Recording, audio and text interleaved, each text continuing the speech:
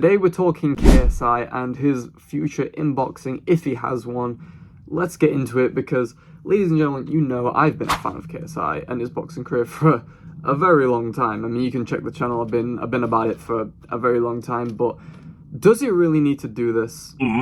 That's what I'm trying to answer today. KSI came back to boxing after beating Logan Paul in 2019, in 2022 with Misfits 1, beating Swarms and Pineda after Alex Wasabi pulled out in a great fight in which he beat both of them pretty comfortably. Wasn't really a challenge. Since then, he's been saying the reason he's gotten back into boxing is to fight Jake Paul. But I'm gonna be real, it's looking like that fight's never gonna happen. And with that fight never happening, is there a point in KSI boxing anymore? You know what I mean? Here's the thing, is Jake Paul's whole gimmick is that he wants to be a world champion boxer, right? Despite the fact that he is, you know, sub-British level. But he's taken the steps to do so. Now, I'm not saying that he's going to become a world champion in the traditional sense, but he's making big fights, and that's all these sanctioning bodies really care about, let's be honest. But when it comes to KSI, his main goal is just to prove he's the best, and to prove Jake Paul's a fraud, and to beat Jake Paul. But it seems Nikita, Jake Paul's manager, does not want that to happen. And I can see why, because KSI is a big risk fight. He is a risky fight. If Jake loses that fight, it's over. He can't go on to fight, you know, these world champions, these WBC contenders. He can't do that anymore because he would have lost to KSI. Now, the reason KSI got back into boxing was because of how people were saying, look, Jake Paul beats you. Loads of people were saying that because Jake Paul had gone so far beyond KSI after he took a break to do the music and all that. And KSI obviously didn't like that. The ego got touched. He came back to boxing, did what he did, fought Tommy Fury, and got a narrow decision loss to Tommy Fury. Now, here's the thing. Here's my 2 cents. Let me throw my 2 cents in there real quick.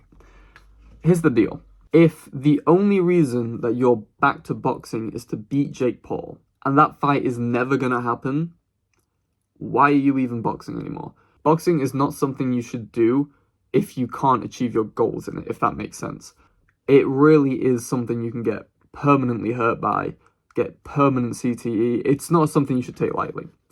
And if KSI doesn't have his goals set straight, why is he doing it? Here's the thing about KSI as well. His star power has diminished recently. Now, it's gotten pretty back up there thanks to the thick of it and BGT. But in terms of prior to those two very recent things, his star power was diminishing very quickly after that Tommy Fury fight because no one really cared. Like, he wasn't doing anything. Why would KSI's 15-year-old like female fan base give a shit about the next guy he beats up in the octagon? The octagon? The ring, sorry. The fuck? Talking about the octagon though, that brings me on to fighting UFC fighters. You know, that was great when Jake did it, but KSI doing it, it's just like, you're just doing what Jake did. Is there any point doing it? And yes, there is a point doing it if you're looking to set up that fight with Jake to say, look, I'm doing what you're doing, I'm doing it even better than you maybe. But if the Jake fight is not happening, then what's the point? I don't believe the Jake and KSI fight ever happens. He loves music. That's obviously his biggest passion. Boxing is not his biggest passion, music is. He should go back to doing music full-time. He should do 1 to 2 more fights against pretty decent opposition. I'd say an MMA fighter and a half-decent boxer. And then just hang up the gloves and say, Jake Paul didn't want it. Not my fault. I think he should just go back to being an entertainer, really. He could completely outshine Jake Paul by just becoming a massive mainstream celebrity. Going on Britain's Got Talent already and being a judge, he's already shot up his name value immediately, so quickly. I need to get my hair out of my face. It's really bad. You see the black eye from sparring? I do want to see him have a few more fights, but yeah, I don't see the point of him having that many more if the Jake fight isn't happening. I think he should preserve his legacy by beating a few more guys and then dipping. I think he should fight someone like Donald Cerrone, Tony Ferguson maybe, someone like that, some not too past his prime UFC fighter. Similar to how Jake fought Tyron Woodley, except Tyron Woodley was well past his prime. And then he should fight someone big in the scene, Anisong Gibb, for example, Alex Wasabi maybe, someone like that. Then maybe run it with Dylan Dennis.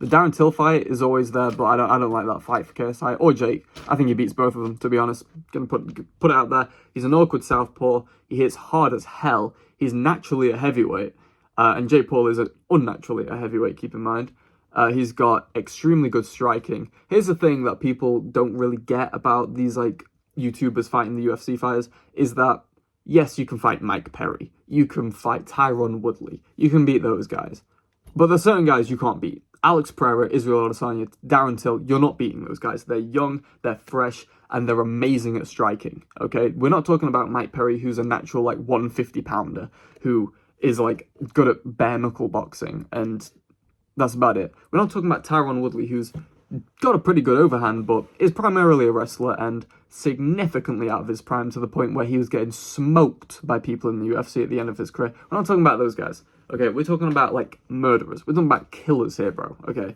Jake Paul's going to be fighting Julio Cesar Chavez Jr., who's fresh off of a cocaine addiction, got gassed out in, like, 3 rounds in his last fight, and I'm pretty sure it was his last fight or the one before where he went to a split decision against Uriah Hall, who's, like, I'm pretty sure who's, like, an NFL player, who was 1-0 at the time.